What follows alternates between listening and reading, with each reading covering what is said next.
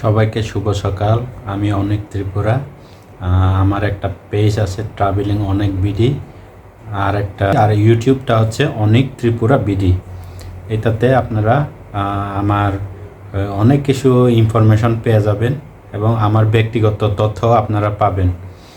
আশা করি আপনারা আমার আজকে কথাটা কিভাবে নেবে আমি জানি না, তবে আমি এটাই বলতে চাই যে যারা ইউরোপ আমেরিকা বা কোথাও যেতে চায় তারা কিভাবে এই যে আপনার কিভাবে হিস্টোরিটা বানাইতে হয়, কোন জায়গায় কি যেতে হয় সেটা জানানোর জন্য আজকে আমি ট্রাভেলিং শুরু করেছি প্রায় 2022 সালের শেষের দিকে।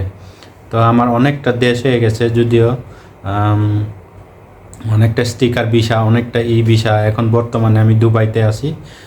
হয়তোবা শীঘ্রই আমি শিফট হয়ে যাব ইস্টোনিয়াতে, ইউরোপ কান্ট্রি, সেনজেনভুক্ত কান্ট্রিতে। আর আপনারা যারা জানতে চান যে কিভাবে যাবেন, কি করবেন না করবেন, এই বিষয়ে যদি জানতে চান অবশ্যই কমেন্টস করবেন, অথবা ইউটিউবে যাইয়া আমার ইউটিউবটা সাবস্ক্রাইব না করলেও যদি আপনাদের উপকারী হয় তাহলে ওই জায়গায় গিয়ে একটা কমেন্টস করবেন যে আমি ওই অমুক জিনিসটা জানতে চাই। ধরেন আমি দুবাইতে কিভাবে আসলাম, আবার ওই যে সিঙ্গাপুরে কিভাবে যাবেন, থাইল্যান্ডে কিভাবে যাবেন, ট্রাভেল হিস্টোরিতে দে বাড়াইতে হবে, না হলে আপনি ইউরোপ আমেরিকা যাইতে পারবেন না। আর ইউরোপ আমেরিকা যাওয়ার জন্য অনেক লং প্রসেস। আর আমেরিকারটা তো আপনার কোটি টাকা থাকার সত্ত্বেও অনেকে পায় না, ভিসা পায় না। আবার অনেকে দেখেন যে মাত্র 8 লাখ বা 9 লাখ টাকা আছে, বা 5 লাখ টাকা আছে, বা 6 লাখ টাকা আছে, তারাও পেয়ে যায়।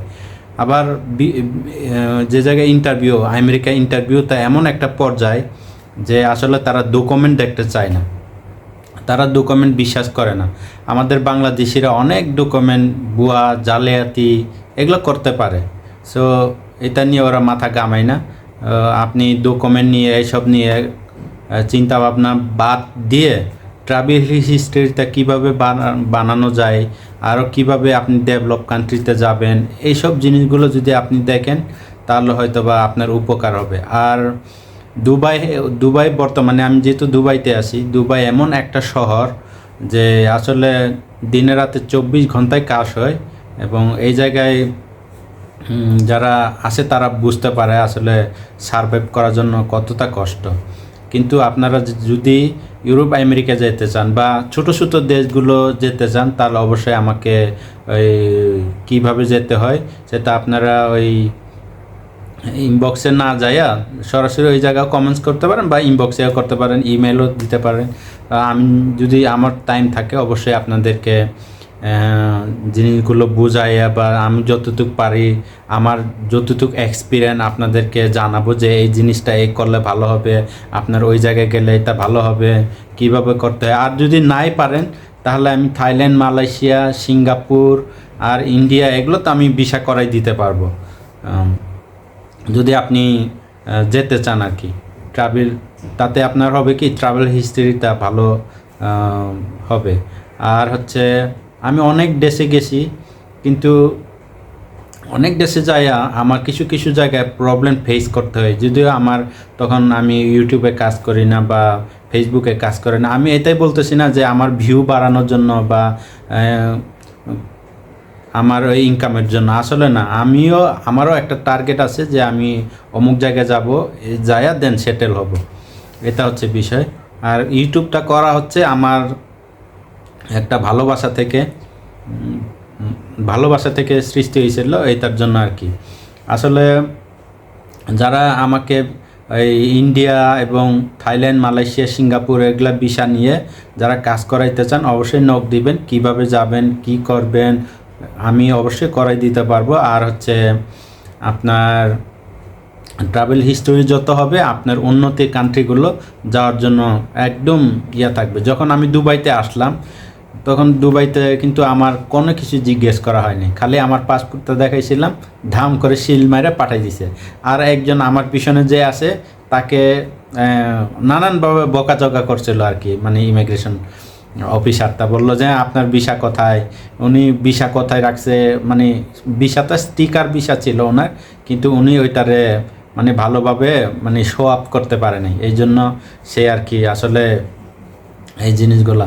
আর আমাদের ত্রিপুরা, আমি যেহেতু ত্রিপুরা এবং চিটাগংয়ের, আমি যারা চিটাগংবাসীদেরকে আমি আরও বলতে চাই, যারা আসলে ত্রিপুরাদেরকে আমি বিশেষ করে বলতে চাই যে যারা এখনও ক্লাস 9-10-এ যারা আছে, তারা অনেক সুযোগ আছে ভবিষ্যতে, তারা যেন ওই যে ইন্টারের মানে এসএসসি পরে ইন্টারে যখন ফার্স্ট ইয়ারে যাবে ওই সময় জন্য তারা আইএলটিএসটা করে। আইএলটিএস করলে হয় কি, ইউরোপ, আমেরিকা, কানাডা, তারপর অস্ট্রেলিয়া এগুলো যাওয়ার জন্য অনেক সহজ হয়ে যায়, এবং ওই জায়গায় অনেক ইউনিভার্সিটিতে চয়েস করে তারা যেতে পারে। আর স্টুডেন্ট ভিসা পাইলে তো কথাই নেই। আর এমপ্লয়মেন্ট ভিসাটা যদিও একটু কঠিন হয় পাইতে, স্টুডেন্ট ভিসা কিন্তু যদি ঠিকঠাক সব কিছু ঠিকঠাক থাকে তাহলে পাওয়ার সম্ভাবনাটা বেশি থাকে। আর আমি বলবো যে আমার এই ভিডিওতে আপনারা যে জায়গায় আছেন, আর ত্রিপুরা ভাইদেরকে বলবো যে ভাই আপনারা আমার এই ভিডিওটা দেখে এক্সপায়ার হওয়ার জন্য, মানে আপনাদেরকে এই যে উৎসাহ করার জন্য আমি বলতেছি যে আপনারা যতটুকু সম্ভব যে ট্রাভেল করার চেষ্টা করেন। আর হচ্ছে যারা পাসপোর্ট নাই ওখানে পাসপোর্ট করে ফেলেন। আমাদের ত্রিপুরা কিন্তু অনেক পিছিয়ে, সো যাদের পাসপোর্ট নাই, পাসপোর্ট করতে তো এত টাকা লাগে না, আপনারা পাসপোর্টটা করে ফেলেন। পাসপোর্ট করার পরে এই যেমন ইন্ডিয়া আছে, আমাদের আশেপাশে হচ্ছে নেপাল আছে, শ্রীলঙ্কা আছে, মালদ্বীপ আছে, এইগুলোতে যাইতে পারবেন, সহজভাবে যাইতে পারবেন। এইভাবে যায় আস্তে আস্তে আপনারা অন্য কান্ট্রিগুলোতে যাইতে পারবেন। আমি যখন ইন্ডিয়া গেছিলাম, আমার মাত্র খরচ হয়েছিল কত, ভিসা খরচটা আমি বাদে দিলাম, ভিসা খরচটা বাদেও আমি প্রায় 4,000-5,000 টাকা দিয়ে সব ক্লিয়ার করে আসছি, মানে থাকা আর হচ্ছে খাওয়া আর হচ্ছে হোটেল আর হচ্ছে টিকিটটা লাগছিল হচ্ছে, যদি আপনি শ্যামলিতে যান বা 1100 কিংবা 1200, 1300, 1500 মধ্যে আপনি ক্লিয়ার করতে পারবেন। আর রেল তো আছেই, রেলের মধ্যে গেলে তো আরও কম পাবেন। আর ত্রিপুরা ভাইদেরকে পরিশেষে বলবো আপনারা অবশ্যই পাসপোর্টটা করে ফেলেন, যারা করেন এখন করে ফেলেন, যাতে আমাদের ত্রিপুরা যেন পিছিয়ে না থাকে এবং আমাদের ত্রিপুরা যেন অনেক এগিয়ে যেতে পারে। আমরা অন্যান্য জাতিদের থেকে কিন্তু আমরা অনেক পিছিয়ে, যদিও সংখ্যা দিক দিয়ে মনে হয় আমাদের দ্বিতীয় না তৃতীয়, তারপরেও আর কি আমরা কিন্তু অনেক পিছিয়ে আছি। কারণটা হলো আমরা তথ্যগুলো সঠিকভাবে জানি না, কোন জায়গায় কী করতে হয়। অনেক টিটিসি আসে ফ্রি করায়, কিন্তু আমরা কিন্তু সুযোগ পাই না এবং যোগাযোগ নাই, এই জন্য এই অবস্থাটা। টিটিসি তো অনেক কিছু, জাপানে যাওয়ার জন্য, তারপরে ওই যে নানান দেশে যাওয়ার জন্য কিন্তু ফ্রি তারা একটা প্রশিক্ষণ দেয়। এই প্রশিক্ষণ দিলেও আপনার কাজের একটা স্কিল থাকবে, মানে আপনার স্কিল ডেভেলপ করতে পারবে। তো ত্রিপুরা ভাইদেরকে বলবো যে আমার ভিডিওটা আপনারা দেখে অবশ্যই ভালো লাগবে।